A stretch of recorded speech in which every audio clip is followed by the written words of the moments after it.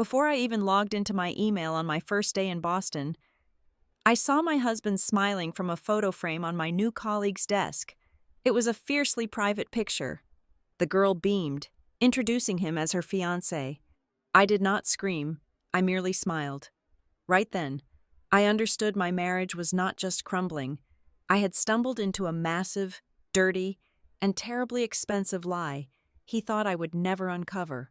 My name is Aurora Hill, and at 34 years of age, I had finally secured what felt like a pristine, untouched canvas. The Seaport district of Boston was wrapped in a crisp morning chill as I walked into the sleek, glass-paneled lobby of Astor Vale Urban Systems. Taking on the role of Senior Reputation Director was not just a career move. It was a deliberate exhalation after a turbulent few years of professional volatility. I had promised myself that this office, with its panoramic views of the harbor and its muted, expensive gray carpets, would be a clean slate. I adjusted the lapels of my tailored blazer. Feeling the cool armor of professionalism settle over my shoulders, I was calm. I was prepared. I was completely unaware that my meticulously ordered life was about to be dismantled before I even had the chance to request a temporary password from the IT department. The open-plan office on the 12th floor was a symphony of hushed productivity. My assigned workspace was a modern expanse of polished oak and brushed steel. As I set my leather tote down, the woman at the adjoining desk looked up, her face breaking into a smile so bright it almost felt intrusive under the fluorescent lights. "You must be the new director," she said, her voice a melodic, energetic hum that cut through the quiet whir of the air conditioning. "I am Delaney Brooks, partnership manager. It is so incredibly nice to finally have a desk neighbor." Delaney was young, perhaps in her late 20s, radiating an effortless, glossy warmth. She possessed the kind of harmless, eager charm that made people instantly lower their defenses. She wore a silk blouse the color of soft cream, and her desk was a reflection of her personality, curated, vibrant, and deeply personal. There was a ceramic coaster, a thriving potted succulent in a terracotta dish, and a half-empty iced latte sweating onto a paper napkin. "It is wonderful to meet you, Delaney," I replied, offering my hand. "Aurora." "Oh, I know," she laughed, taking my hand with a firm, enthusiastic grip. "The whole floor has been waiting for you to arrive. We desperately need your magic on the upcoming public relations campaigns." She gestured vaguely across her desk as she spoke, and my gaze naturally followed the movement of her hand. That was when I saw it. Nestled between the green leaves of the succulent and the base of her monitor was a heavy polished silver picture frame. It was angled slightly toward her chair, a private source of joy meant for her eyes throughout the workday. The photograph inside was printed in high resolution, capturing a golden hour glow. In it, Delaney was laughing, her head thrown back, her arms wrapped tightly around the neck of the man standing beside her. The man was looking directly at the camera, my breath caught in the absolute center of my throat. It was not a gasp. It was a sudden, violent cessation of oxygen. The temperature in my veins plummeted, leaving my extremities entirely numb. I knew the exact shade of hazel in those eyes. I knew the subtle, asymmetrical curve of that smile. I knew the way his hair parted just slightly off-center when the wind caught it. It was Everett Sloane, my husband. The silence stretching between Delaney and me could only have lasted 3 seconds. But inside the vacuum of my shock, it felt like an eternity. I forced my lungs to expand, drawing in a thin, measured breath. "That is a lovely frame," I heard myself say. My voice belonged to a stranger, perfectly even, smooth, completely devoid of the earthquake shattering my ribcage. Delaney beamed, her cheeks flushing with a shade of proud, undeniable affection. "Thank you so much. That is my fiancé, Everett." My heart performed a heavy, sickening thud against my breastbone. "Engaged." "Everett Stone," she clarified, tracing a manicured fingernail along the silver edge of the frame. "He is usually so camera-shy, but I finally managed to get a good one of us. Everett Stone." He had not even bothered to change his first name. The sheer, unadulterated arrogance of it struck me like a physical blow. I leaned in slightly, pretending to admire the aesthetics of the photograph, but my eyes were scanning it with the clinical precision of a forensic investigator. I recognized the watch on his left wrist. It was an intricate, limited edition timepiece with a navy blue dial. I knew exactly how heavy it was because I had held it in my own hands. I had purchased it for our 5th wedding anniversary, paying for it with a massive withdrawal from my personal savings account. Then, I looked past their smiling faces to the background.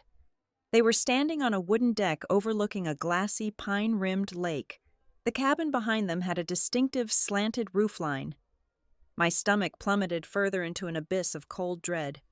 It was the private rental in the Adirondacks. Everett and I had spent a weekend there exactly 14 months ago. I had taken a very similar photo of him on that exact deck. The image sitting on Delaney's desk was not some public social media tag. It was a deeply intimate snapshot, taken during a trip he had clearly recreated, or worse, overlapped with his time with me. "He looks very dashing," I murmured, keeping my facial muscles locked into a polite, interested mask. "Have you two been together long?" "Almost 3 years?" Delaney sighed, a dreamy, utterly secure tone in her voice. "It feels like a blink, honestly. We got engaged just before the holidays last year. We are deep in the trenches of wedding planning right now. It is going to be an autumn ceremony." 3 years. The words echoed in the cavern of my mind. 3 years of late networking events, emergency weekend site visits, and unavoidable client dinners. 3 years of him coming home, kissing my forehead, and sleeping beside me in our bed, all while actively building a parallel existence with the woman sitting less than 30 inches away from my new keyboard. "An autumn wedding sounds beautiful," I offered, my tone flawlessly balanced on the tightrope of professional small talk. "Do you have a venue in mind?" "Blackwell House," she said, her eyes sparkling with excitement. "It is right by the coast, very exclusive, very quiet. Everett insisted on it. He says a marriage should start somewhere that feels entirely separate from the noise of the city." Blackwell House. An aristocratic estate that required a deposit large enough to buy a modest home. Booked out years in advance. The irony of his reasoning tasted like battery acid on my tongue. A marriage starting away from the noise, while he was the orchestrator of the most deafening betrayal imaginable. I did not flip the silver frame face down. I did not hurl the iced latte across the pristine oak desk. I did not grab Delaney by the shoulders and demand to know how many nights she had spent wrapped in the sheets I washed. Instead, I simply nodded. I let a gentle, appreciative smile touch the corners of my mouth. "That sounds absolutely idyllic. Delaney, I am very happy for you." "Truly. Thank you, Aurora," she smiled back, completely oblivious to the fact that she was conversing with a ghost, a woman whose entire reality had just been incinerated. "I have a feeling we are going to work really well together." "I have a feeling we will, too," I replied softly. I turned away from her desk and sat down in my own ergonomic chair. I placed my hands flat on the cool surface of my workstation. Externally, I was the picture of a focused executive preparing for her first day. I logged into the company portal. I adjusted my monitor. But internally, the grieving wife had vanished, replaced instantly by something entirely different. The shock evaporated, leaving behind a terrifying, crystalline clarity. Everett believed he was a master architect, constructing 2 separate towers of deception without leaving a single blueprint behind. He thought he was untouchable. Staring at the blank screen of my new computer, I felt the gears of a cold, calculating machine engage deep within my chest. I was not going to make a scene. I was not going to confront him tonight with tears and broken accusations. I was going to tear down his carefully curated world, brick by stolen brick, and I was going to use the very woman sitting beside me to do it. At exactly 12:30, the entire communications department relocated to a high-end seafood bistro 2 blocks down the waterfront to celebrate my arrival. We were seated at a long, polished oak table, bathed in the harsh, unapologetic glare of the midday sun reflecting off the harbor. The menu was an exercise in coastal extravagance, but I ordered a simple seared tuna salad, acutely aware that my stomach had completely closed off. Around me, the clinking of heavy silverware and the hum of corporate chatter created a deafening backdrop to the surreal nightmare unfolding across the table. Delaney was seated directly opposite me. Away from the quiet confines of our office floor, her vibrant energy expanded, effortlessly commanding the attention of the table. It did not take long for the conversation to drift from the upcoming quarterly projections to her personal life. She spoke of the man she called Everett Stone with the breathless, unironic reverence usually reserved for fictional heroes. According to Delaney, he was the architect of a flawless romance. She casually dropped anecdotes into the conversation like glittering breadcrumbs. She complained, with a theatrical sigh, about how he frequently worked 80-hour weeks orchestrating massive corporate acquisitions. Yet, she proudly noted, he had never once missed an anniversary, never forgotten to send a cascading arrangement of white orchids after a minor argument, and never failed to secure a corner booth at the most exclusive dining rooms in the city. I chewed a piece of arugula, focusing intensely on the sharp, peppery taste to ground myself. My husband had not bought me flowers in 4 years. Whenever I suggested trying a new, highly rated restaurant downtown, he would massage his temples, cite the exhausting demands of his clients, and suggest we order takeout from the Thai place on our corner. We spent the entire weekend looking at paint swatches.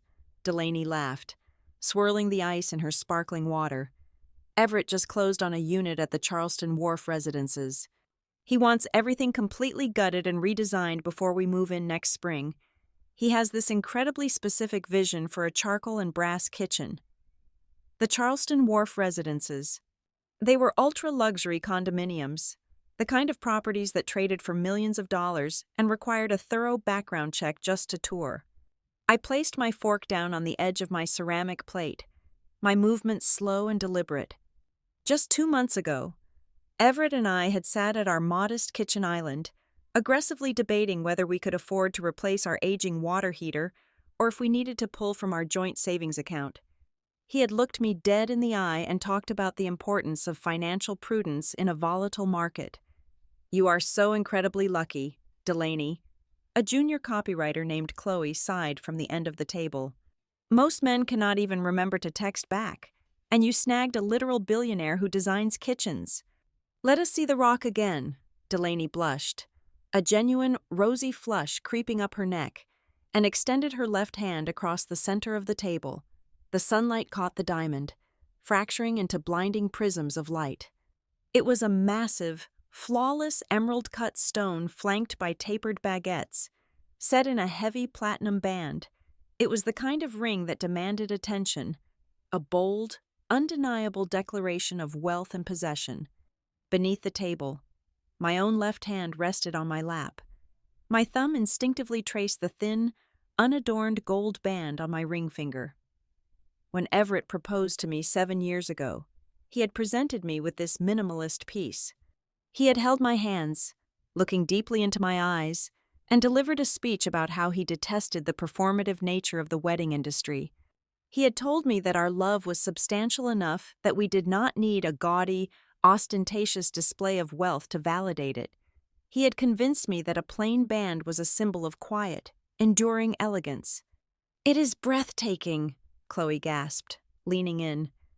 "I told him it was too much," Delaney said, withdrawing her hand with a modest smile that could not quite hide her utter satisfaction. "I really did. But Everett is stubborn. He told me he does not believe in showing off for the sake of it, but he absolutely believes in investing in what is truly worth it." A sudden, sharp ringing echoed in my ears, drowning out the ambient noise of the bistro. I took a slow sip of my water, letting the icy liquid chill my throat. "Only invests in what is truly worth it." The phrase echoed in my skull. I finally understood the terrifying reality of my marriage. Everett did not despise luxury. He did not hate extravagance. He was not a frugal, pragmatic man. He simply did not believe I was the woman worth spending it on. He had been hoarding his grand gestures, his wealth, and his romance, distributing all of it to a woman entirely oblivious to the blood she was drawing. "And how is his new venture going?" Our creative director, Marcus, chimed in, slicing into his steak. "You mentioned he was branching out." "Oh, it is incredibly stressful but so exciting," Delaney beamed, leaning forward. "He is building a boutique consulting firm from the ground up, Stonevale Advisory. He wants to focus on restructuring distressed corporate assets." I froze. My breath hitched, caught entirely off guard by the name. Stonevale. He had literally combined his fake surname with the name of the company I had just joined. "In fact," Delaney continued, lowering her voice conspiratorially, "I probably should not say this until the ink is dry, but Stonevale Advisory is in the final stages of negotiating a massive strategic partnership with us. Right here at Astor Vale Urban Systems, he is going to be spearheading a major integration project for our infrastructure division." The restaurant around me seemed to tilt on its axis. The second shockwave hit me with the devastating force of a freight train. My husband was not just sleeping with the woman sitting across from me.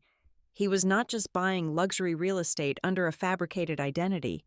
He was establishing direct, high-level financial ties with the exact corporation I had just signed an employment contract with. The sheer, terrifying scale of his audacity paralyzed me. This was no longer just an infidelity.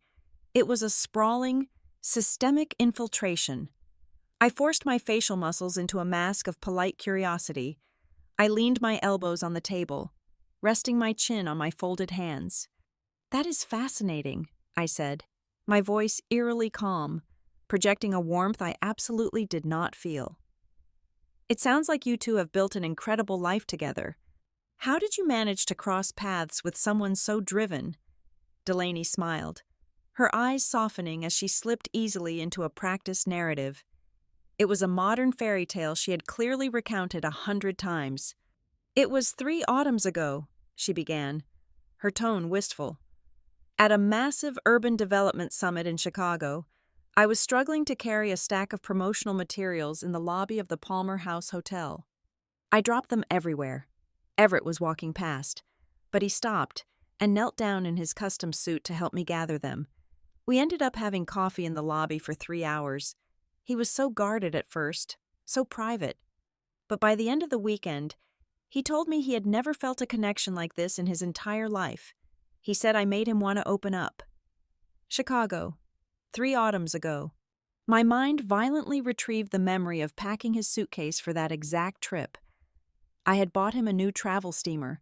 I had kissed him at the airport drop-off, telling him to knock them dead at the conference.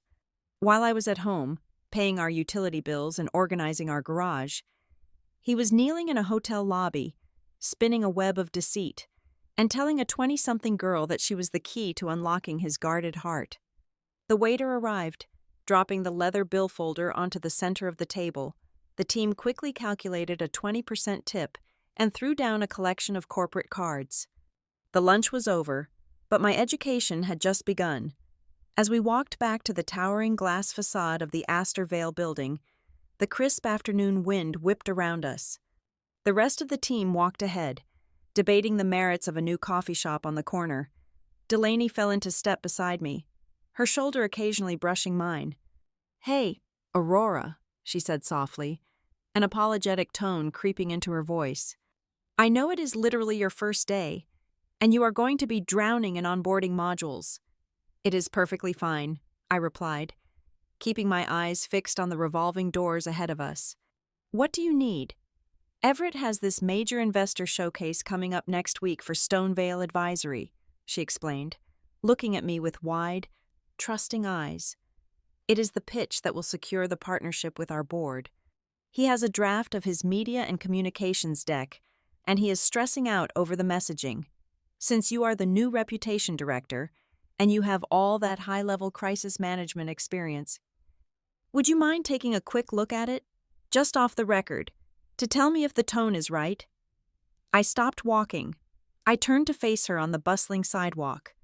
She was offering me the blueprints to the enemy fortress, wrapped in a bright pink bow of sisterly corporate bonding. She thought she was leveraging a new colleague to help her perfect fiancé. She had no idea she was handing a loaded weapon to his wife. A slow, terrifying smile spread across my face. It was the first genuinely real emotion I had shown all day. "Delaney," I said, my voice smooth as glass. I would be absolutely delighted to look at his files. I unlocked the front door of our brownstone apartment in the South End just after 6 o'clock in the evening. The space was exactly as I had left it that morning. The woven linen throw was draped meticulously over the arm of the charcoal sofa. The ceramic bowl on the entryway console held our spare keys and his dry cleaning receipts. For 7 years, this apartment had been my sanctuary, a fortress of quiet domesticity built on what I believed was a solid foundation of mutual respect and shared history. Stepping inside now, the air felt entirely different. It was heavy, stagnant, like the atmosphere of a museum after hours. This was no longer a home. It was an active crime scene, and I was the lead investigator. I did not collapse onto the hardwood floor. I did not weep until my throat bled. I methodically took off my tailored coat, hung it on the brass hook, and placed my leather tote on the wooden bench. The sheer, terrifying lack of hysterical emotion inside me was profound. I was operating on a frequency of pure, icy survival, moving through my own living room like a phantom. At 7:15, my phone vibrated on the marble kitchen island. The caller identification displayed my husband's name, framed by a candid photograph I had taken of him on a beach 2 summers ago. I swiped the screen to answer, letting my voice naturally rise into the warm, supportive register I had perfected over the better part of a decade.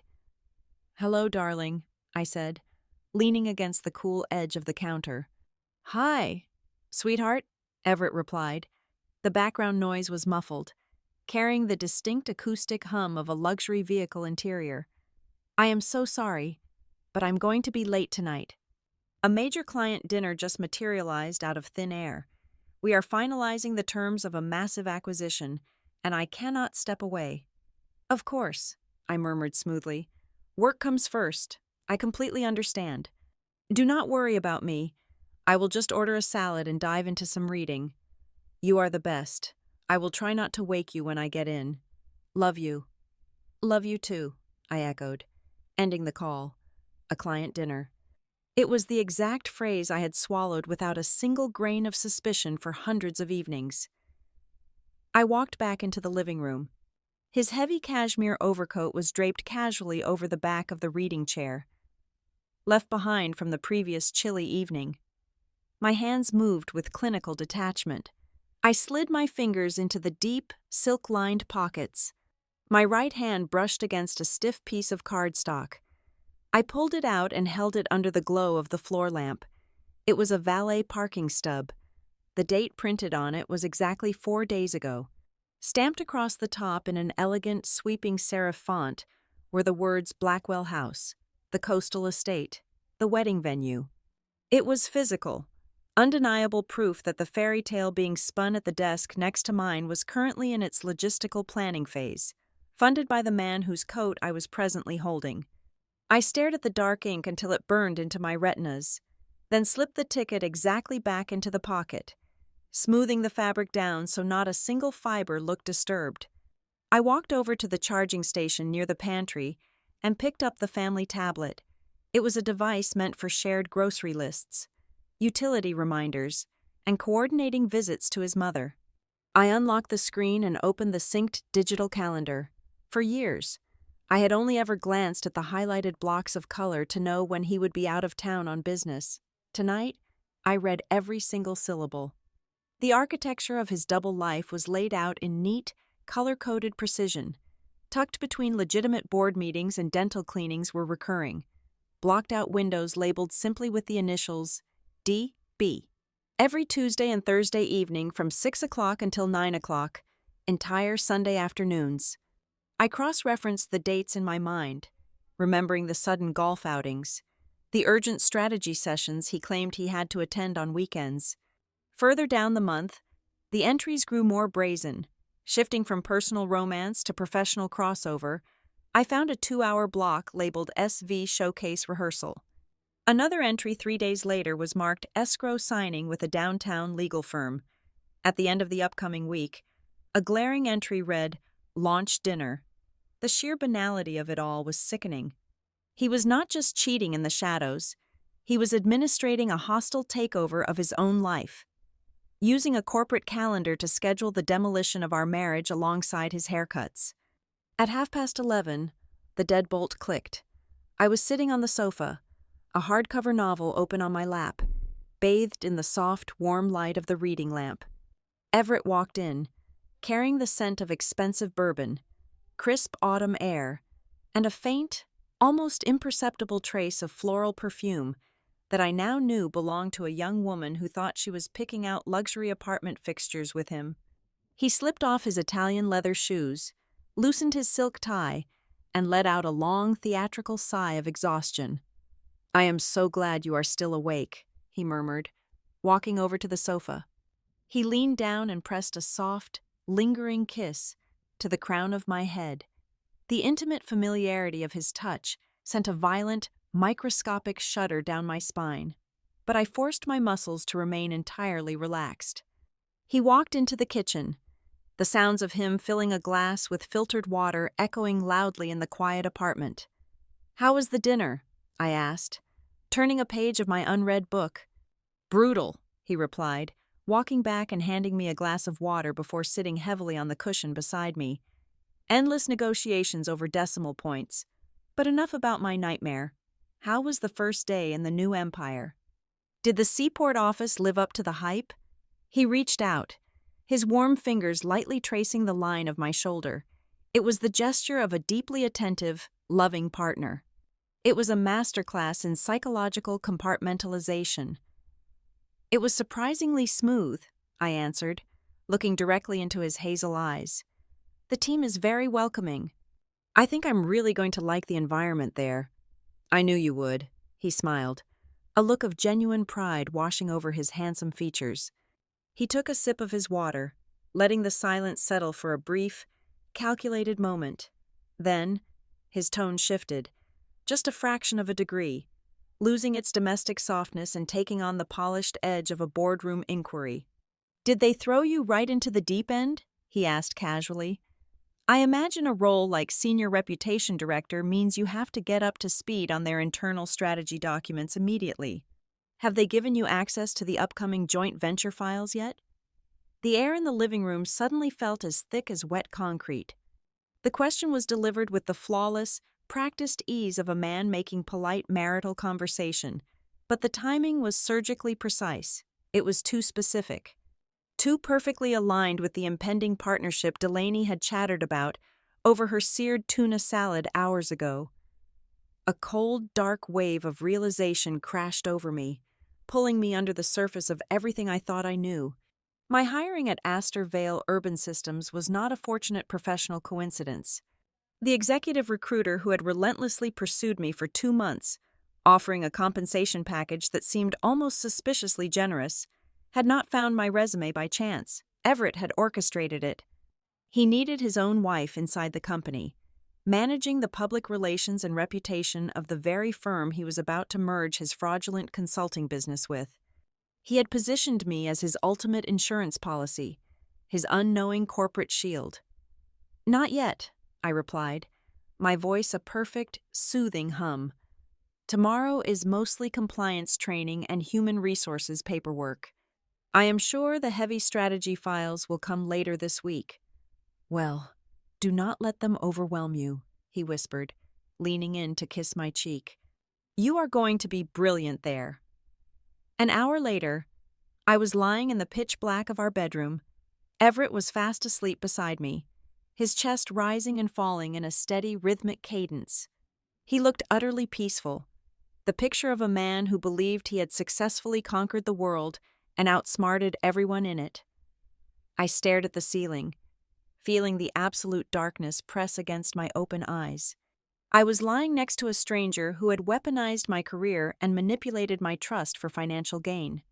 I could easily wake him up right then, throw the valet ticket in his face, and scream until the neighbors called the authorities, but that would only destroy the marriage. I realized in that suffocating silence that I wanted much more than a messy divorce, Before I shattered his meticulously constructed game, I needed to understand the entire chessboard. I closed my eyes, matching my breathing to his, and let the cold machinery in my mind whir into high gear. The morning light filtering through the sheer bedroom curtains was the color of weak cold tea. It was barely 6 o'clock in the morning.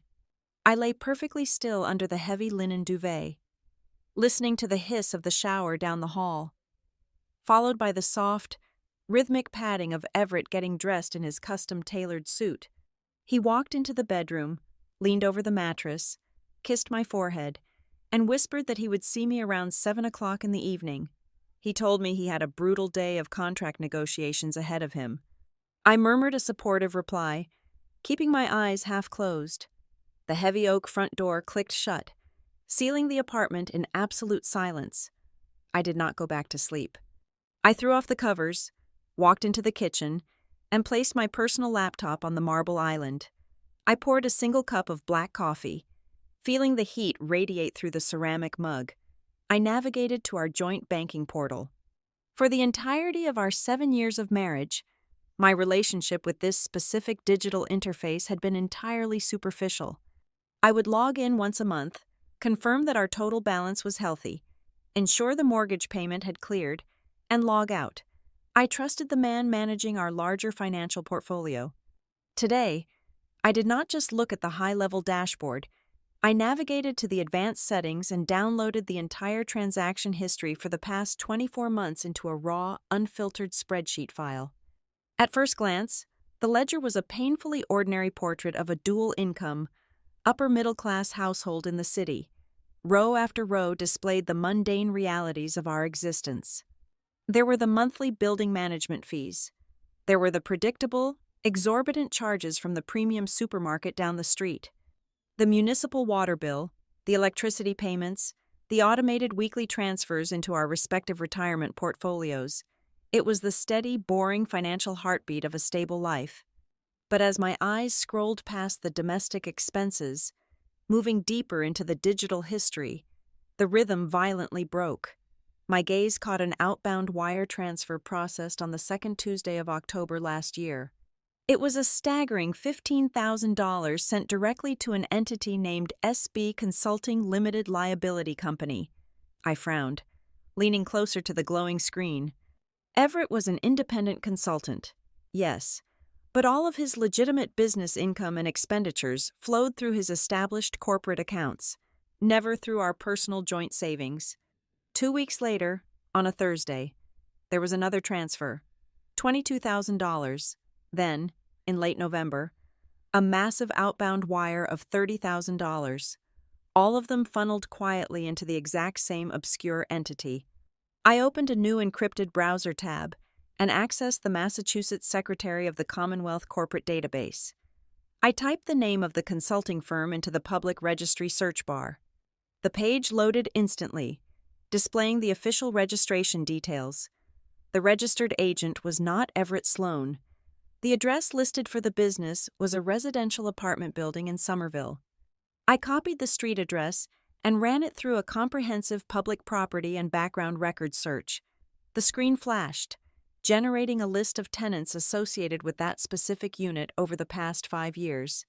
The primary name assigned to the lease materialized in bold black text, Samuel Brooks. The hot coffee in my stomach instantly turned to ice.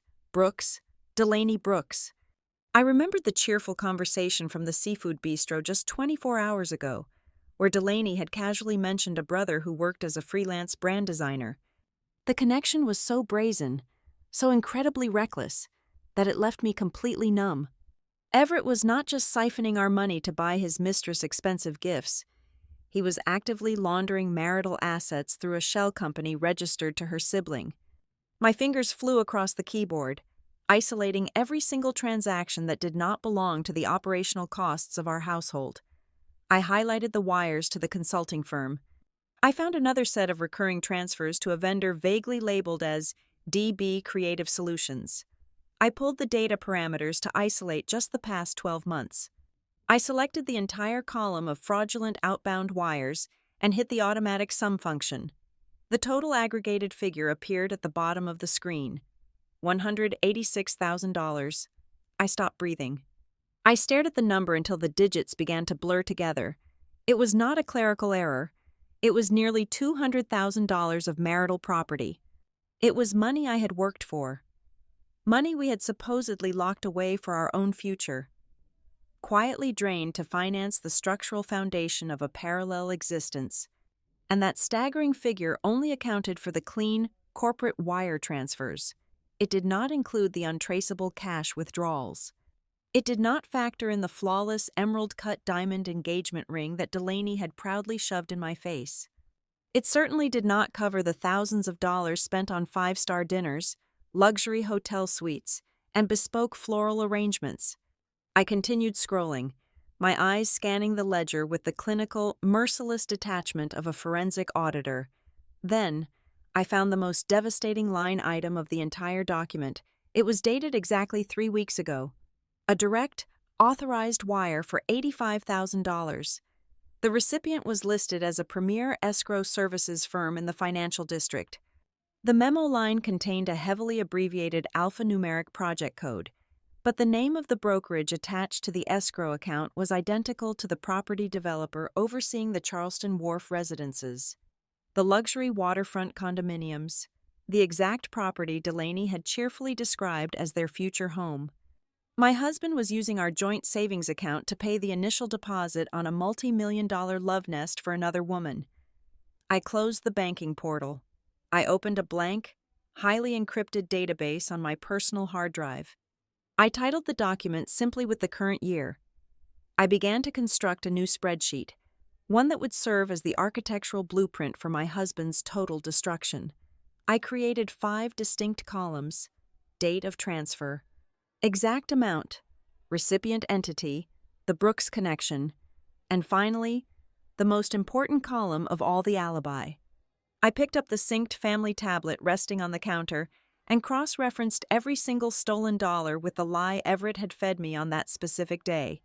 On the 4th of September, he transferred $12,000 to the Brooks Shell Company. I checked the digital calendar. On the 4th of September, he had told me he was stuck in a brutal mediation session regarding a corporate merger and would be sleeping at a hotel downtown to avoid the late commute. I typed the lie into the spreadsheet. On the 17th of November, he wired $30,000. The calendar entry for that weekend read, "Wellness retreat with the senior partners. No cellular service available." I documented the excuse. I typed it all out. Line by line, dollar by dollar, lie by lie. With every keystroke, the crushing, suffocating agony of a betrayed wife evaporated into the cold morning air. The excruciating pain of imagining him touching another woman, kissing her, promising her a lifetime of devotion, was suddenly eclipsed by a much colder, much sharper reality. This was no longer a personal tragedy about a wandering eye or a midlife crisis. This was a calculated, systematic financial crime. He was cannibalizing my life, my labor, and my financial security to build a custom-designed utopia for a girl a decade younger than me. He had weaponized our marriage certificate, turning our legal union into an unsecured line of credit for his infidelity. I adjusted my posture, sitting up completely straight in my chair. The soft light pouring through the windows had brightened, illuminating the spotless, quiet kitchen I had maintained for years. I looked at the rows of perfectly aligned data on my glowing screen. The numbers did not weep. The dates did not scream in the middle of the night. The wire transfers did not ask for apologies. They were hard, indisputable, lethal facts. By the time I finished logging the first 40 transactions into the encrypted file, a profound psychological shift had occurred deep within my mind. I was no longer Aurora Hill, the loving spouse who had been brutally and unfairly discarded. I had shed that pathetic skin entirely. I was now the archivist of a massive corporate and marital fraud. I was the lead investigator of my own ruined life. I saved the file, locked the encryption protocol with a complex password, and closed the laptop. I walked into the bathroom, washed my face with ice-cold water, and applied my makeup with the precision of a soldier preparing for a siege. I had a job to do. I had to commute to the Astor Vale Urban Systems office, sit next to the woman wearing my stolen money on her left ring finger, and pretend that the world was still spinning on its correct axis. But as I grabbed my coat and headed for the door, I knew the absolute truth. The world was not spinning. I had stopped it, and I was going to tear it apart piece by piece.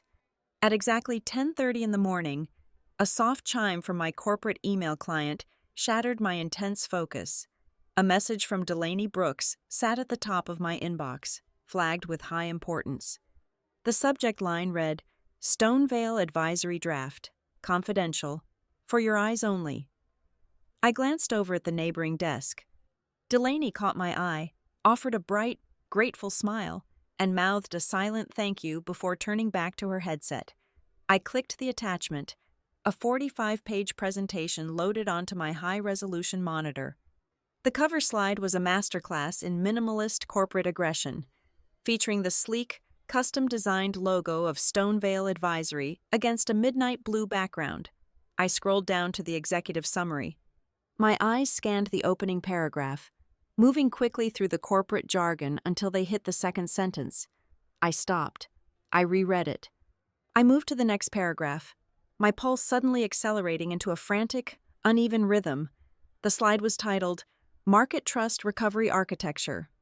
The bullet points detailed a highly specific, phased approach to mitigating corporate crisis and restructuring public perception during hostile takeovers. The framing devices, the unique vocabulary, even the specific syntactical structure of the risk assessment matrix. They were all glaringly familiar. They were mine. A wave of profound, freezing nausea washed over me. I was not just looking at a similar methodology. I was reading a near-verbatim transcription of a highly classified, proprietary strategy deck I had authored 2 winters ago at my previous agency. That specific campaign had been scrapped by the client at the 11th hour. The documents had never been published, never circulated, and never left my encrypted hard drive. There was only one other human being on the planet who had ever laid eyes on those words. The memory materialized with sickening clarity. It was a Tuesday night in late January. I had been working until 2 o'clock in the morning at our kitchen island, my eyes burning from the screen. Everett had walked in, poured me a glass of expensive red wine, and stood behind my chair. He had wrapped his arms around my shoulders, resting his chin on the top of my head while he silently read the screen.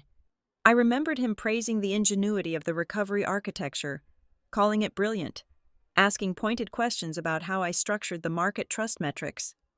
He had not been admiring his wife's intellect. He had been conducting corporate espionage in his own pajamas.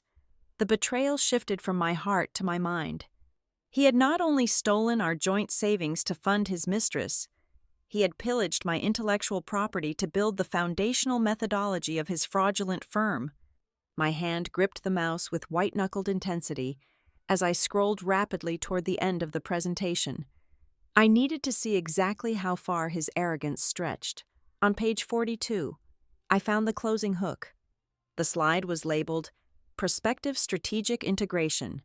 There, positioned squarely in the center of the screen, was the geometric, green and slate logo of Astor Vale Urban Systems.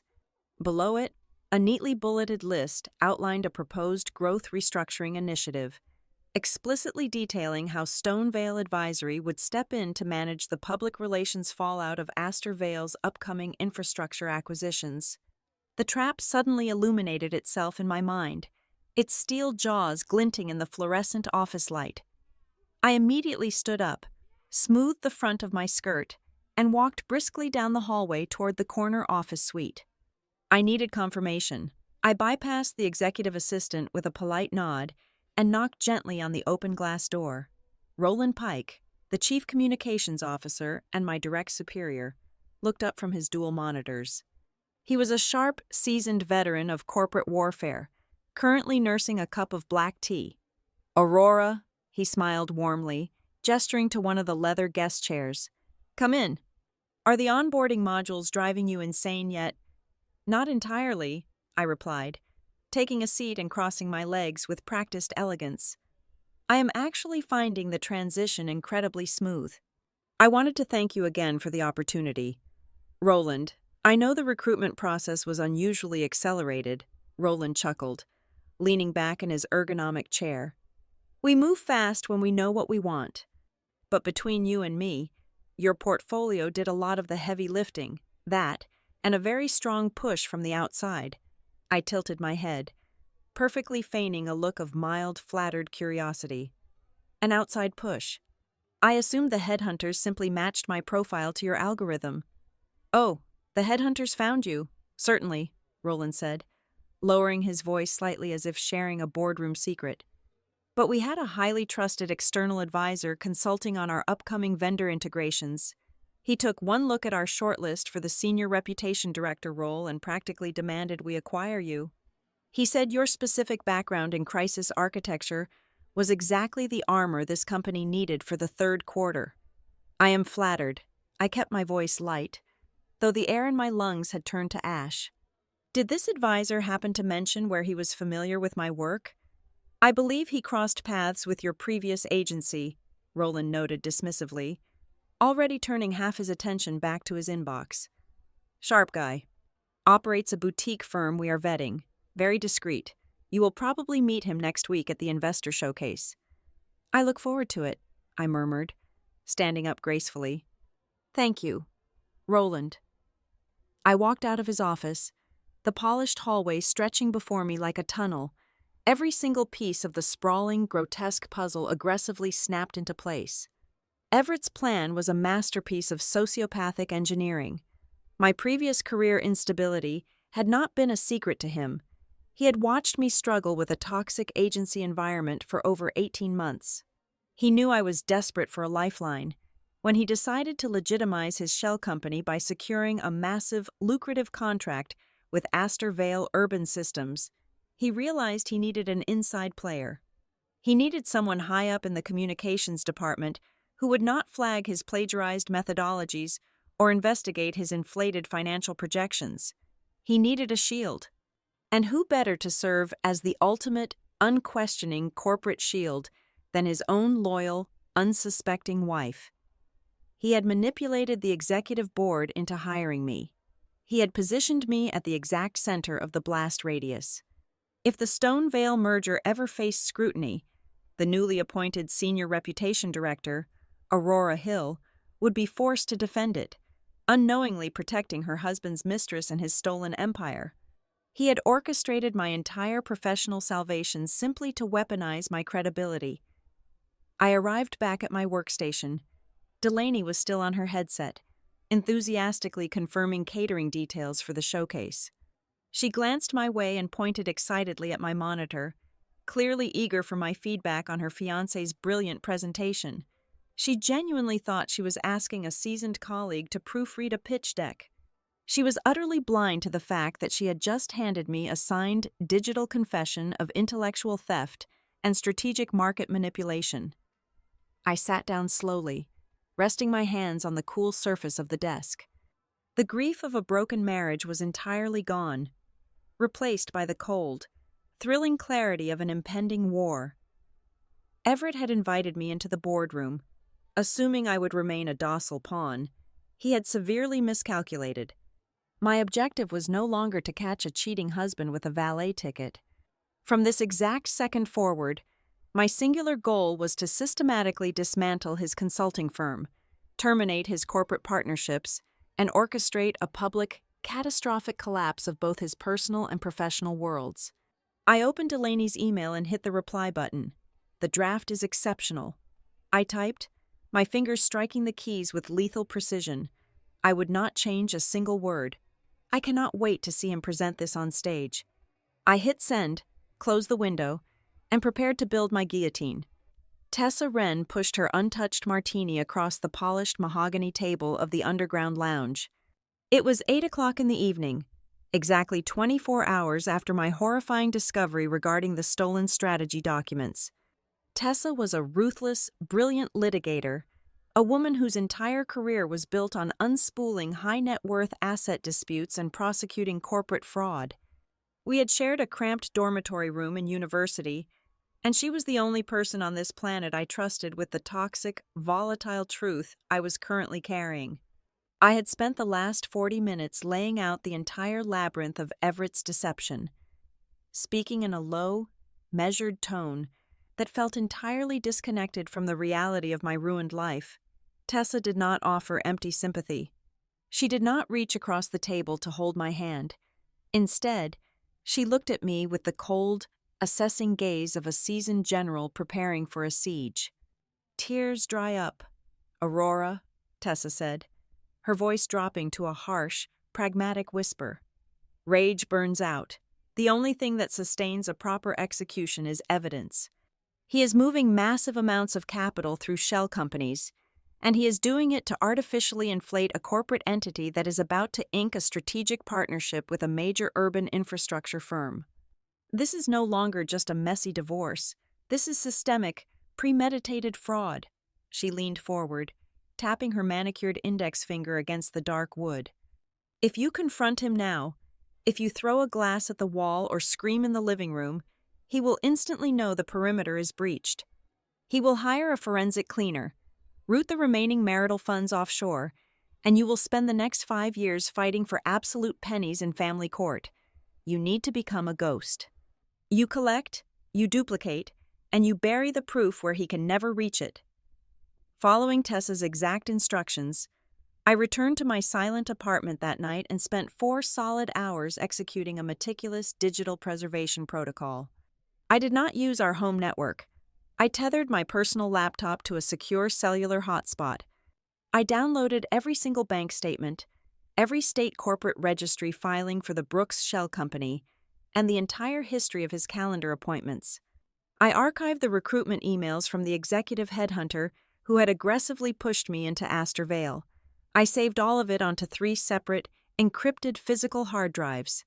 I hid one inside the lining of my oldest winter coat, locked the second inside my desk drawer at the office, and handed the third directly to Tessa the following morning.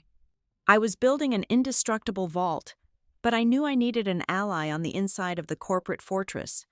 At 2 o'clock in the afternoon on Thursday, I walked out of the communications suite and navigated the quiet, glass-walled corridors toward the internal audit department. My target was Naomi Price, the senior manager of internal compliance at Astor Vale. Naomi was a sharp, fiercely intelligent woman who had built a reputation for possessing an absolutely zero-tolerance policy for financial ambiguity. I knocked lightly on her open door. She looked up from a sprawling, dual-monitor spreadsheet, adjusting her wire-rimmed glasses. "Naomi, I am Aurora Hill, the new Senior Reputation Director," I said, stepping into the room with a polite, professional smile. "I know you are incredibly busy, but I was hoping to establish a proactive pipeline with your department. I prefer to map out potential public relations liabilities before they become actual crises, and usually, the audit team is the first to spot the smoke." Naomi assessed me for a long, quiet moment. In the corporate ecosystem, public relations and internal audit rarely collaborated unless the building was already on fire. Her initial skepticism slowly melted into a look of genuine professional respect. She gestured to the empty chair across from her desk. "Take a seat, Aurora," Naomi said, closing her office door with a swift click of her wireless remote. "It is incredibly refreshing to meet a communications director who actually wants to look at the numbers instead of just spinning them. As a matter of fact, I have been looking at a rather thick plume of smoke all week." I sat down, crossing my legs, my pulse ticking slightly faster. "Is it something I need to prepare a holding statement for?" Naomi sighed, rubbing the bridge of her nose. "I do not know yet. We are in the final stages of vetting a new external vendor for a massive strategic partnership. A boutique firm called Stonevale Advisory. They are supposed to be managing the restructuring optics for our harbor acquisitions." Hearing the fabricated name spoken aloud in a sterile corporate setting sent a fresh wave of cold adrenaline through my veins. I kept my expression perfectly neutral, offering a slight, encouraging nod. I flagged 3 separate, highly irregular invoices submitted by their consulting team during the preliminary due diligence phase. Naomi continued, her tone tightening with frustration. "The capitalization structures make absolutely no sense for a firm of their supposed size. I pushed the file back to the executive suite, demanding a deeper liquidity check. They pushed it right back down to me. I was explicitly told to stand down because this is a high-level, fast-tracked strategic play.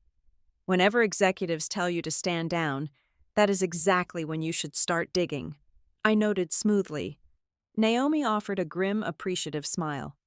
Exactly. So, I dug. I pulled their secondary financial guarantees to see exactly how this boutique firm was backing its operational liquidity. She turned her primary monitor slightly so I could see the screen. They secured a massive, short-term commercial credit facility just 30 days ago. It is a bridge loan, designed to make their balance sheet look heavily fortified right before they sign the partnership papers with us. But the collateral they used to secure that credit line is not corporate equity, it is residential real estate. Specifically, a high-value brownstone in the South End. My breath instantly caught in my throat. The South End brownstone. My home. Because it is a marital asset, Naomi explained, completely unaware that she was narrating my own personal apocalypse. The primary borrower had to provide a signed, notarized spousal consent form, guaranteeing the property against the commercial loan. Naomi clicked a file on her desktop, opening a scanned legal document. The heading read, Spousal Guarantee of Commercial Credit.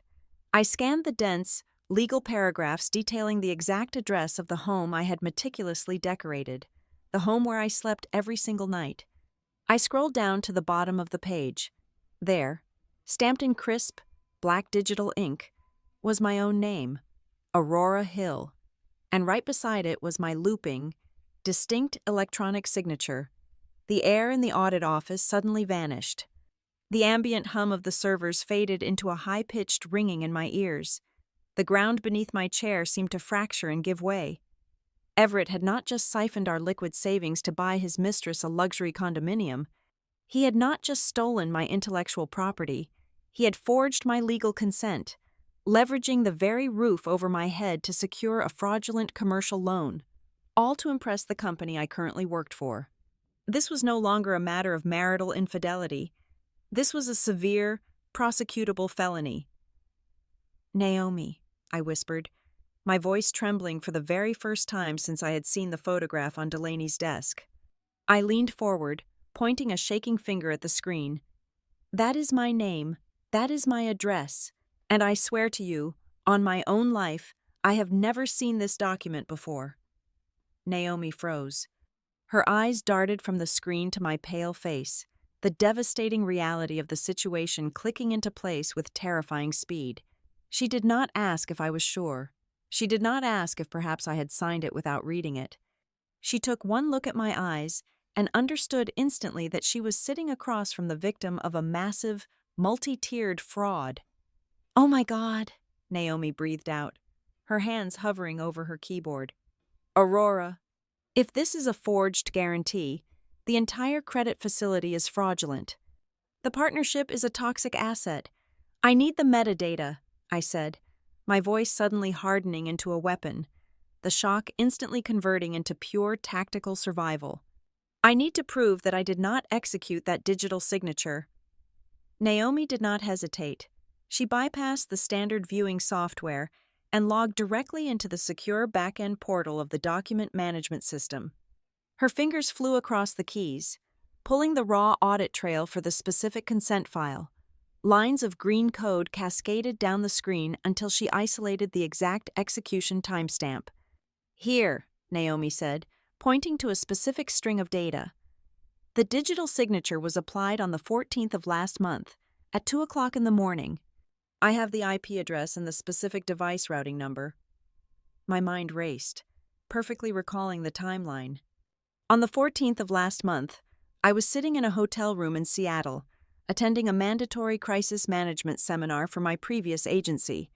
I had the flight records, the hotel receipts, and the conference badges to prove I was 3,000 miles away. The IP address Naomi had just pulled belonged to the dedicated wireless router in our living room. The device routing number matched Everett's personal desktop computer. He had waited until I was across the country, logged into his home office in the middle of the night, and signed away my financial security with a few clicks of his mouse. Naomi quietly exported the entire metadata log, encrypted it, and transferred it to a sterile flash drive, sliding it across the desk into my hand. We sat in the quiet office, the silence stretching between us, heavy with the magnitude of what we had just uncovered. I closed my hand tightly around the cold plastic of the flash drive. The chessboard was completely illuminated now. If I made one single misstep, if I breathed a word of this too early, Everett would instantly liquidate the accounts, cancel the showcase, and bury the digital trail, leaving me legally tethered to a crushing commercial debt. But if I walked the tightrope perfectly, if I let him step onto that brightly lit stage next week, believing he had successfully conquered the world, he would not just lose his wife and his mistress. He would lose his company, his reputation, and his freedom. The remainder of the week bled together in a surreal haze of corporate pleasantries and meticulous, silent evidence gathering. While my internal world was a rigid, heavily fortified war room, my external reality was anchored to the vibrant, unsuspecting woman sitting merely 3 feet away from my elbow. In the days following my devastating meeting with the Internal Audit Department, Delaney Brooks had inexplicably drawn closer to me. She gravitated toward my desk during her breaks, bringing me iced matcha lattes and asking for my perspective on minor email drafts. In her bright, untainted eyes, I was not a rival or a threat. I was the polished, mature senior director she admired, a calm sounding board for her relentless enthusiasm. On a rainy Thursday afternoon, the office was particularly quiet. The gray light off the harbor cast long shadows across our desks. Delaney spun her ergonomic chair to face me, a warm, slightly vulnerable expression softening her features. We had been discussing career trajectories, but as always, the gravitational pull of her universe inevitably brought the conversation back to him. "I was so terrified of commitment before I met Everett," she confessed, her voice dropping to an intimate, hushed tone that felt entirely out of place under the fluorescent lights. "He is older, obviously, and he comes with a history, but he was so incredibly honest with me from the very beginning. He told me he had been agonizingly lonely for years." I kept my fingers resting lightly on my keyboard, my face a mask of gentle, sisterly interest. The words hit me like physical blows, not because of their truth, but because of their meticulously engineered cruelty. "He told you he was lonely?" I asked, my voice smooth and perfectly even. "He said he had essentially been living a solitary life." Delaney nodded, her eyes shining with the fierce, protective devotion of a woman who believed she had saved a broken man. "He said his past was just a series of empty rooms. He mentioned there were still a few old administrative things he needed to tie up, legal remnants of a life he had already left behind mentally. But he promised me that none of it mattered, that I was the only real thing he had felt in a decade." A few old administrative things to tie up. That was how my husband had summarized our 7-year marriage. That was how he had categorized the vows we took, the home we built, the family holidays we hosted, and the financial foundation I had poured my entire youth into securing. I was not a wife to him anymore. I was an administrative delay. I was a clerical error he was slowly erasing from his fabricated narrative. "It takes a lot of courage to trust someone with that kind of baggage," I murmured, suppressing the violent urge to shatter my coffee mug against the edge of the desk. "It does," Delaney agreed softly, "but he made it so easy. You know, right before he proposed, I was actually recruited for a massive regional director role out in Denver. It was the salary of my dreams. It would have put me on the map." She looked down at her hands, twisting the heavy platinum band on her left ring finger. But I turned it down. I declined the offer because Everett looked at me and said he could not build his empire without me by his side in Boston. He said I was his true north. "You do not walk away from a man who looks at you like that." In that specific, agonizing moment, the final lingering trace of animosity I held toward the girl at the adjacent desk completely evaporated. The bitter, suffocating anger I had initially felt when I saw her framed photograph was replaced by a profound, hollow tragedy. Delaney Brooks was not a calculating gold digger. She was not a malicious homewrecker who had knowingly inserted herself into my marriage to steal my wealth.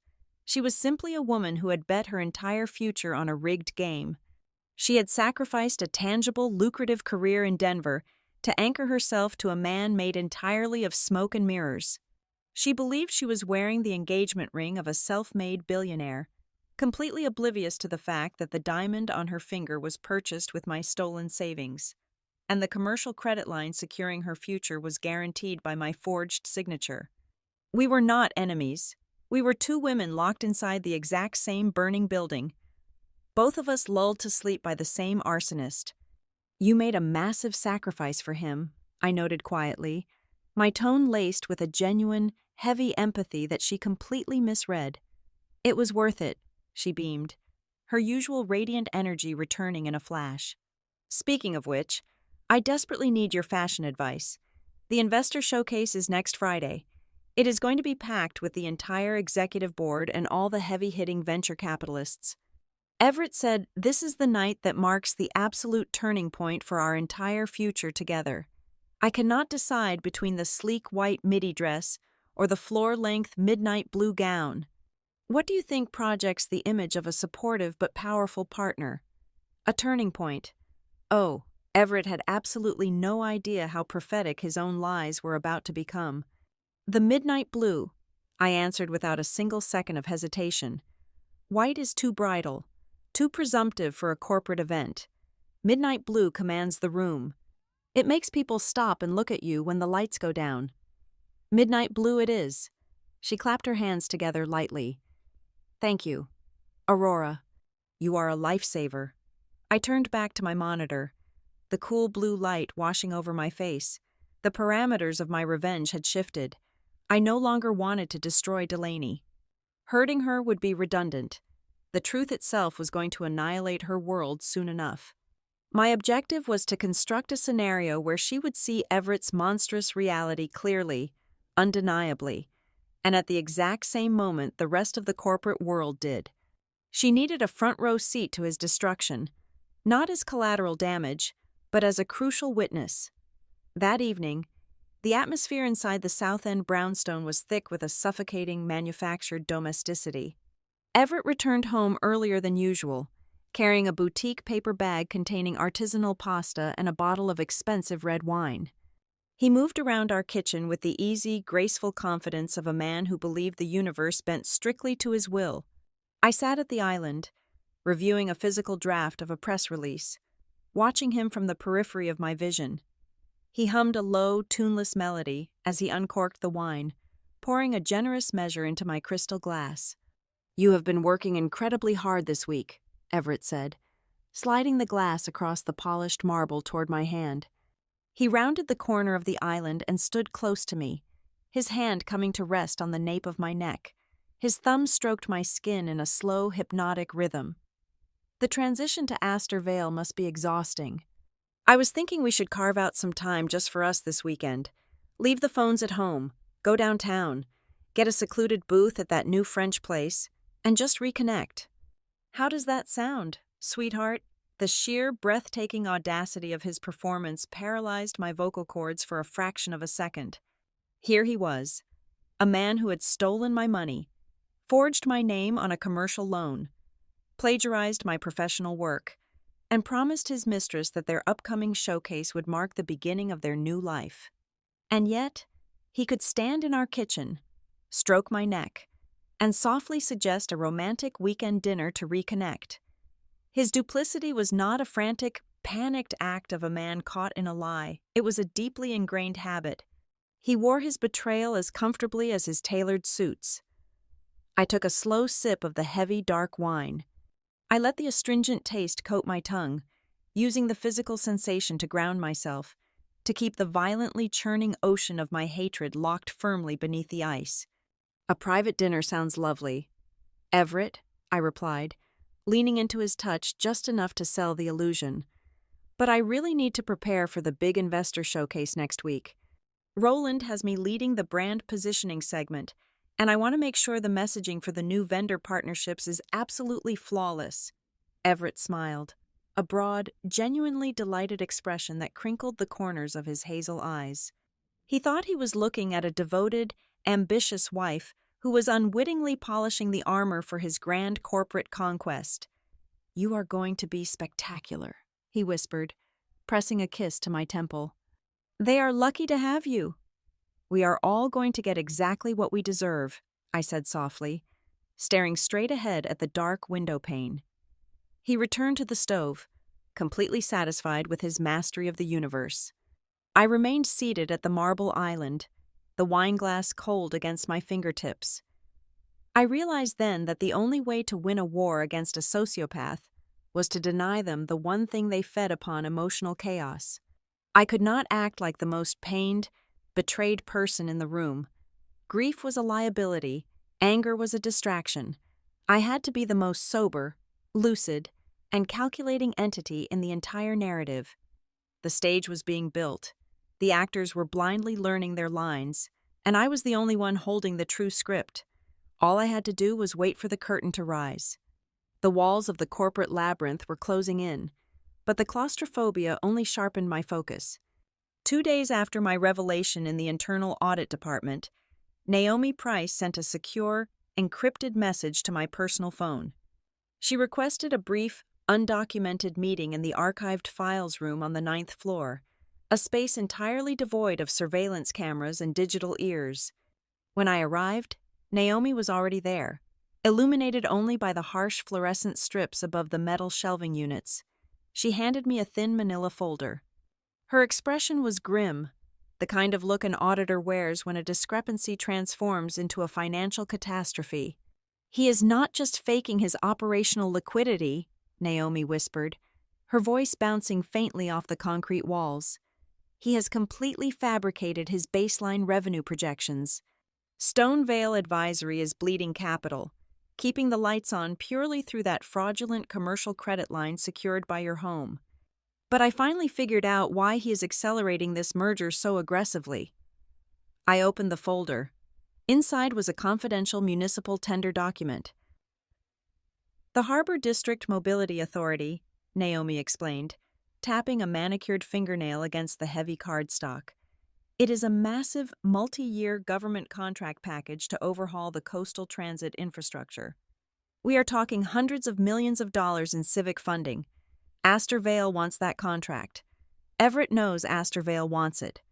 He pitched Stonevale Advisory as the missing piece of the puzzle, claiming his firm possesses proprietary risk management algorithms that will guarantee we win the bid. My eyes scanned the dense bureaucratic text. The audacity was breathtaking. Everett was using my stolen crisis architecture to position himself as an indispensable asset for a government contract. "If the investor showcase next Friday is successful," Naomi continued, crossing her arms tightly across her chest, "our executive board is scheduled to vote the very next morning. They will sign the binding term sheets. The moment that ink dries, Astor Vale formally absorbs his fabricated company. We take on his liabilities. We legitimize his phantom equity. The entire network of his lies gets a corporate stamp of approval, and he walks away with an executive title and a golden parachute. He is using this company to launder his reputation on a municipal scale," I murmured, closing the folder. "Exactly," Naomi nodded. "And once the board signs, untangling the fraud becomes a public relations apocalypse for Astor Vale. We have to stop this before Friday night concludes." "We will," I promised, the cold certainty in my voice surprising even myself.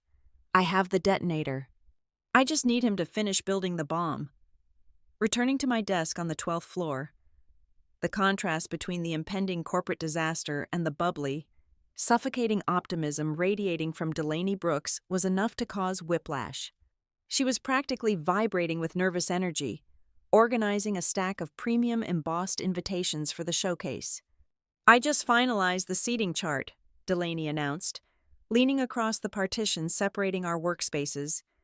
"Everett wants me seated at the front table, directly adjacent to the board of directors. He told me that right after the main presentation, he is going to introduce me to the entire room." I stopped typing and looked at her. Her eyes were wide, filled with the intoxicating, dangerous delusion of a woman who thought she had conquered the world. Introduce you as his fiancé, I asked, keeping my tone perfectly neutral. Better, she beamed, lowering her voice conspiratorially. He said he wants to introduce me as his foundational partner, the woman who stood by him from the very early days, the anchor of his entire empire. It is so romantic. Aurora. He is blending our personal life with his professional triumph. It is the ultimate public declaration. A foundational partner. He was going to stand on a brightly lit stage, funded by my stolen savings, backed by my forged signature, utilizing my plagiarized intellectual property, and he was going to hand the credit to the woman he had been sleeping with for 3 years. The sheer, towering arrogance of the man defied logic. He honestly believed he could rewrite reality simply by speaking it into a microphone. That evening, the architect of this impending disaster pushed his luck even further. Everett and I were sitting in our living room. He was nursing a glass of scotch, reviewing his pitch deck on his tablet. He looked up, his face an impeccable mask of supportive partnership. "Sweetheart," he began, his tone carrying that smooth, persuasive cadence he reserved for difficult clients. "I was talking to Roland today about the run of show for Friday. We are expecting a very aggressive question and answer segment from the venture capitalists. Since you are the senior reputation director, I was hoping you could draft the rebuttal matrix for me. You know exactly how these investors think. If you design the defensive narrative, I will be bulletproof on that stage." He took a sip of his scotch, entirely unaware that he had just handed me the master key to his own execution. He was actively pressing me to write the exact script that would govern the most critical night of his life.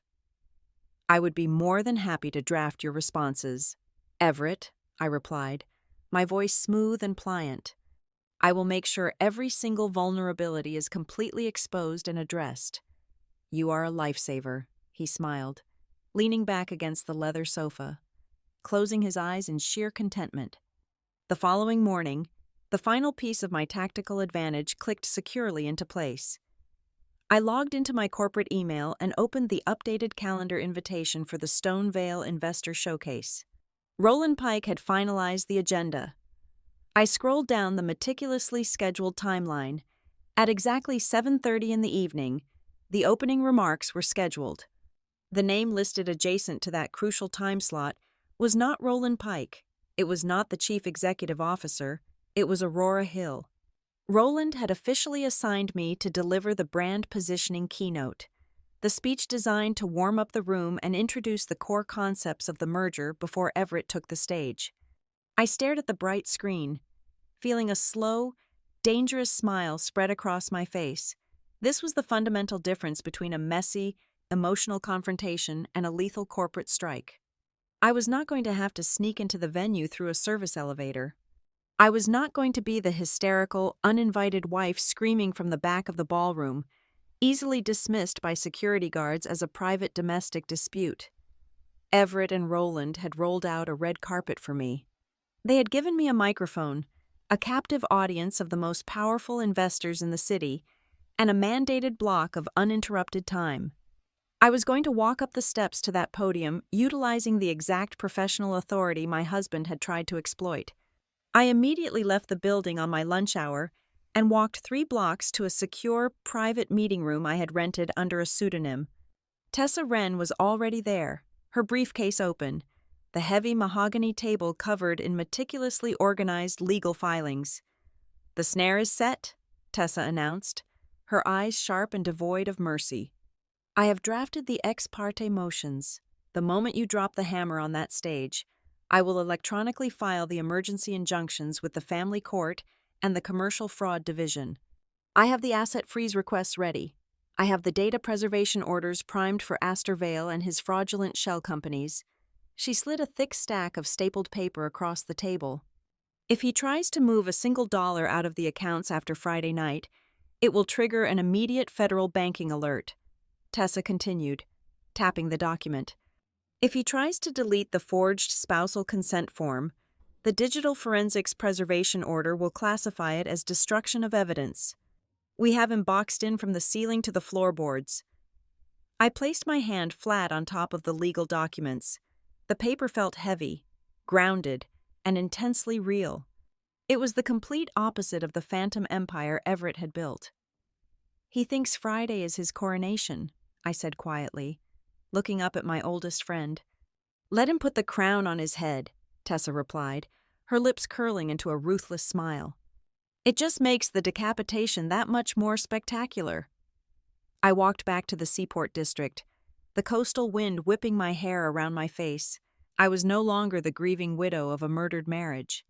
I was no longer waiting for the universe to serve justice, nor was I waiting for the right moment to strike.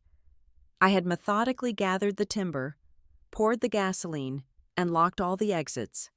I was actively building the moment. All that remained was to strike the match and watch the theater burn. It was Thursday evening, exactly 24 hours before the event. I sat in the dim light of my home office, staring at the glowing screen of my heavily encrypted laptop. The digital dossier was complete. It was a masterpiece of forensic accounting and legal vulnerability, meticulously compiled into a single, devastating master file. I opened a secure email relay. In the recipient line, I typed 4 specific addresses. The first belonged to Tessa Wren, the second belonged to Naomi Price. The third was the direct, private inbox of the chairman of the Astor Vale Audit Subcommittee, a man known for his absolute ruthlessness regarding corporate compliance. The fourth address belonged to the senior managing partner of Astor Vale's external legal counsel. The subject line was devoid of any emotion. It simply read, "Urgent notice of fraudulent vendor integration and impending fiduciary breach." In the body of the email, I wrote exactly 3 sentences. The attached encrypted archives contain undeniable proof of financial fabrication, intellectual property theft, and felony mortgage fraud committed by the principal founder of Stonevale Advisory. Executing a term sheet with this entity will instantly expose Astor Vale Urban Systems to massive federal and civil liabilities. I strongly advise your physical presence at the investor showcase tomorrow evening to witness the full disclosure of these material facts. I pressed send. There was no dramatic sound, no cinematic explosion, just a tiny digital swoosh, and the guillotine was officially suspended over my husband's neck. But digital files could be corrupted, delayed, or conveniently ignored by an executive assistant. I needed something heavy, undeniable, and tactile. I pulled a large cardboard box from beneath my desk. Inside were 5 thick black leather portfolios I had commissioned from a private printing firm 2 towns away. Each portfolio contained 72 pages of high-resolution printed evidence. I ran my fingers over the crisp, white paper. Here was the undeniable trajectory of his betrayal. The bank statements, with every single dollar stolen from our joint marital accounts, highlighted in aggressive yellow ink. The state registry documents proving the vendor shell company belonged to the brother of his mistress. The raw digital metadata log, stamped by the Internal Audit Department, proving that the digital signature pledging our home as collateral was forged from his personal desktop computer while I was 3,000 miles away. And finally, the side-by-side visual matrix of my stolen strategy documents, proving his entire intellectual foundation was a plagiarized lie. I closed the heavy leather covers. The truth had physical weight now. It could not be deleted. Later that evening, Everett returned to the brownstone. The moment he walked through the door, the subtle frequency of the room shifted. He did not immediately retreat to his study to review his pitch deck as he usually did. Instead, he lingered in the kitchen while I poured a glass of sparkling water. He was unnervingly attentive. He stepped close behind me, wrapping his arms around my waist, his chin resting heavily on my shoulder. His breathing was shallow. He asked me about my day, about the temperature in the office, about my exact schedule for tomorrow. His voice was laced with a strange, sugary tenderness, but his muscles were taut. He was a predator sensing a microscopic drop in the barometric pressure. He knew, on some deep, primal level, that the environment around him had grown too quiet, too compliant. He was searching my face for a crack, a hint of suspicion, a trace of the hysterical wife he expected me to be if I had somehow found out, I gave him absolutely nothing. I leaned back into his embrace, letting my head rest against his chest. I told him I was just mentally rehearsing my brand positioning speech. I told him I wanted tomorrow night to be completely perfect for him. He exhaled a long, shaky breath, kissing the side of my neck. He chose to believe the lie because it was the only reality his massive ego could tolerate. He walked away to take a shower, fully convinced he was still the undisputed master of the universe. The following morning, the atmosphere at the Astorvale office was electric. Delaney Brooks was practically vibrating out of her ergonomic chair. She had arrived an hour early, her hair professionally styled into loose, cascading waves, her nails painted a pristine, glossy nude. She leaned across the low partitions separating our desks, her eyes wide and glittering with a feverish, naive excitement. "Aurora, I cannot even breathe," Delaney whispered, looking around to ensure no one was eavesdropping on our conversation. "Everett called me on his commute this morning. He said the venue looks spectacular. But that is not even the best part." I stopped typing and looked at her, tilting my head in a perfect pantomime of supportive curiosity. "What is the best part?" She bit her lower lip, unable to contain the radiant, devastating joy spilling out of her.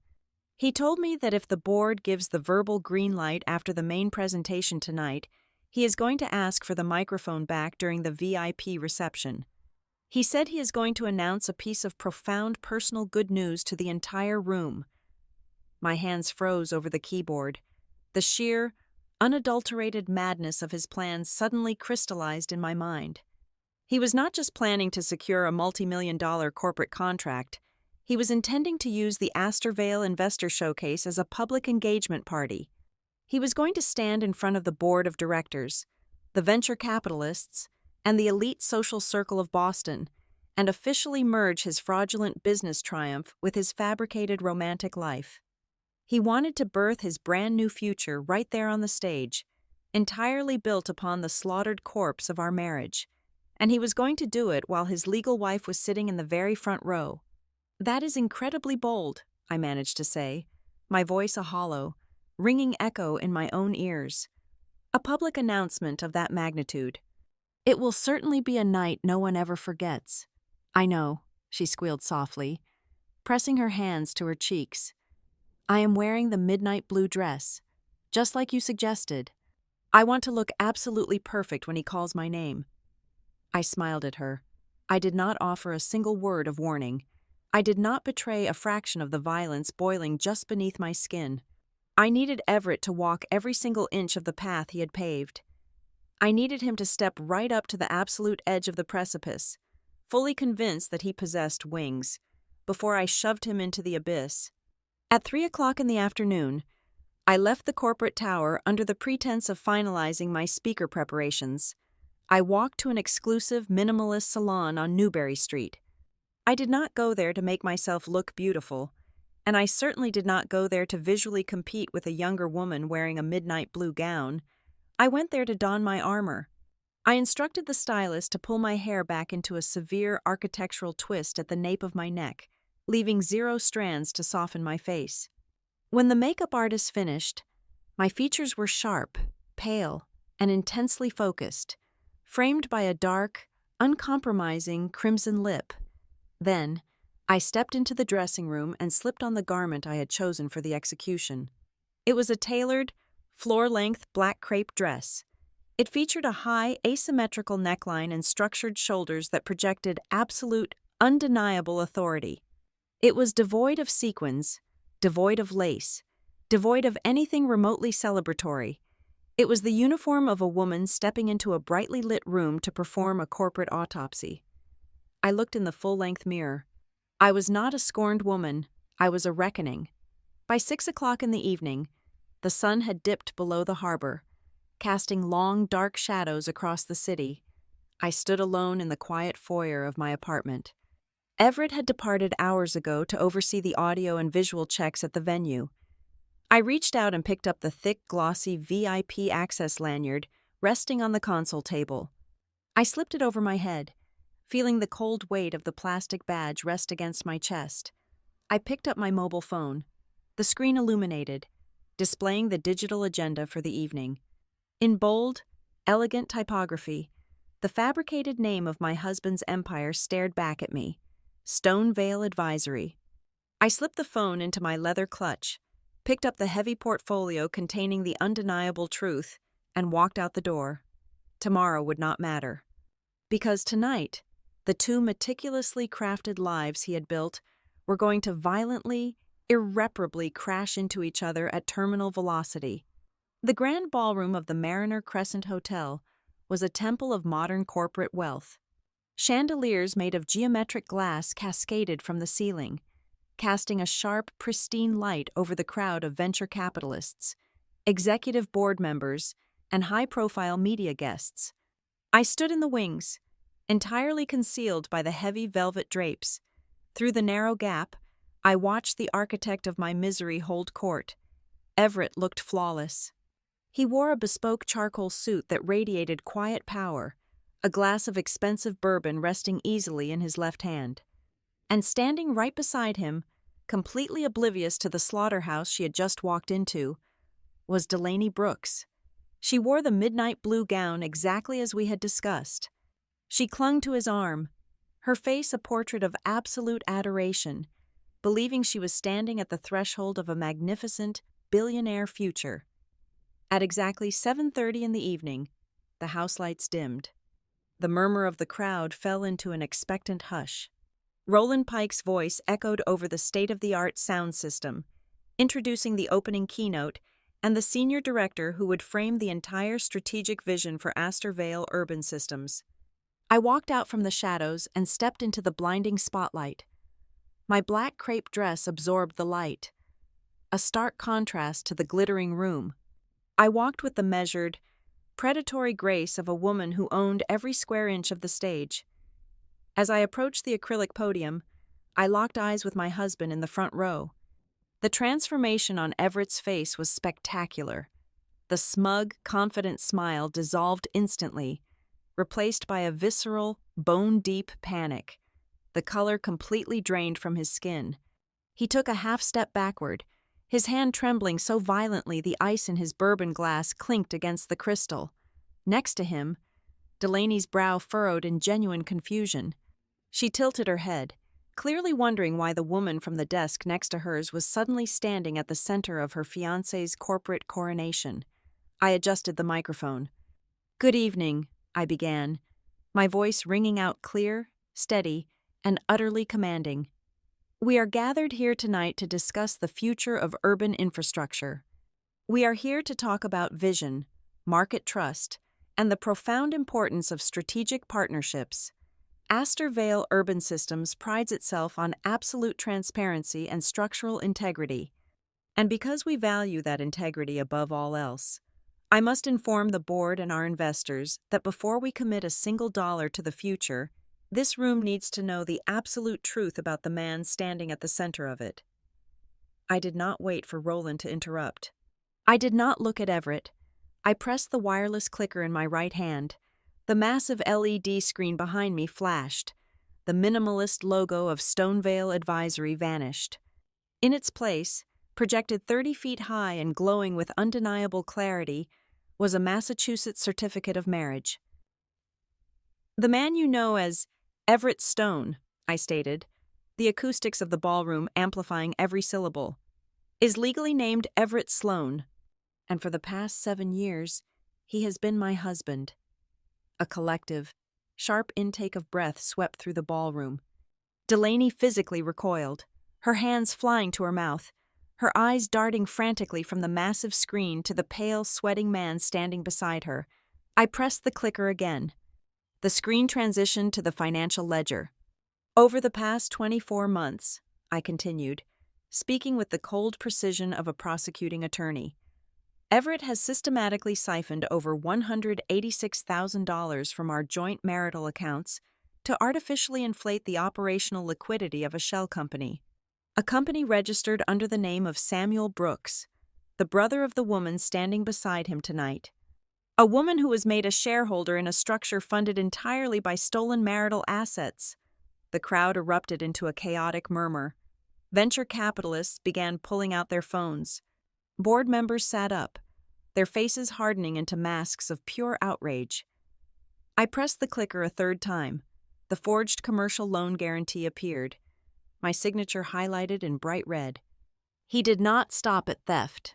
I projected my voice over the rising noise. To secure the bridge loan necessary to pitch Astor Vale on the Harbor District Mobility Authority contract, Everett forged my electronic signature, illegally leveraging our marital home as commercial collateral while I was attending a conference 3,000 miles away. "Turn off the microphone," Everett finally screamed, his voice cracking, completely devoid of its usual polished baritone. He lunged toward the steps of the stage, but two heavy-set security guards in black suits immediately materialized from the periphery, blocking his path. "This is a private matter," Everett shouted, turning desperately toward the front row of Astor Vale executives. "This is a bitter domestic dispute. She is unstable. It ceased to be a private matter the moment you brought it into the boardroom." "Everett," I replied calmly, looking down at him from the podium.